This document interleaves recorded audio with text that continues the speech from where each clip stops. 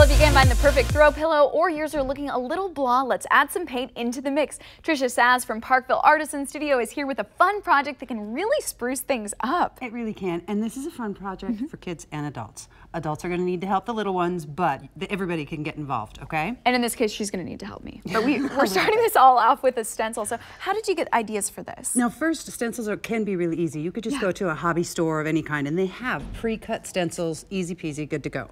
But if you want to make your own, something special just for you and your family, you can just draw it on any piece of paper or just print something off the internet and then put it behind your stencil, and you're going to trace it in with a Sharpie. Okay. This is a little bit hard. You're going to use your little knife here and you're going to cut out the parts that you would like the paint to go through. So that takes a little bit of time. Okay. And it's going to need some adult help too. Okay? I was going to say I might need a license to use something like this. I think you might. I don't know. But I love this because she has so much love for Parkville right here. Parkville. That's beautiful. Yeah. I know. Okay, so let's say we've got the stencil cut. Once you've cut the stencil, you're going to get a pillowcase. You can order these online. You can probably pick them up at any hobby store. I made mine just because I wanted a specific size to go with the stencils that I was making. I cut a piece of cardboard here and I kind of split it in the back, and I'm just going to slide my pillow over it. Make sure the cardboard is the same size as the pillowcase. Once we've spread it out like this, it's already nice and tight. We can grab any kind of stencil we want, lay it on the top, and I'm going to have you tape down the edges just a little bit so it stays in place. Then we want fabric paint. You can get fabric paint if you want, or if you're like me and I have tons of acrylic paint around, you can get an additive to put into your acrylic paints that will make it a fabric paint and make it stay longer. That's so nice. Isn't that? And it's easy. These are, of course, any hobby store anywhere. And then so we know the fabric paint is just so when you wash it, it'll stay put. It'll stay put. Okay. Absolutely. So, and you're just going to mix it to a ratio of 2 to 1. So 2 parts paint, 1 part the fabric additive. And it doesn't have to be perfect. We're going to mix it up.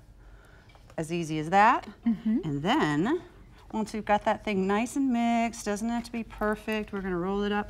Then you're going to stencil it on there. Oh, perfect. I want you to use the roller. You're going to roll it in the blue.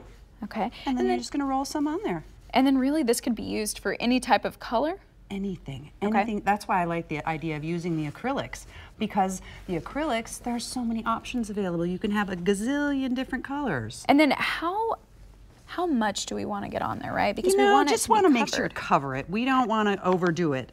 You can also just use a brush. You know, you can add some cool little mixatives in there and change the color just a little bit. This is totally up to you. There's no rules here.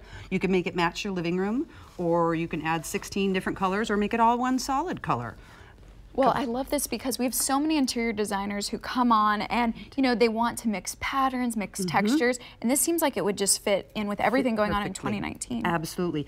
Once this dries completely, you want to really leave the stencil there, leave everything there for an hour, hour and a half, something like that.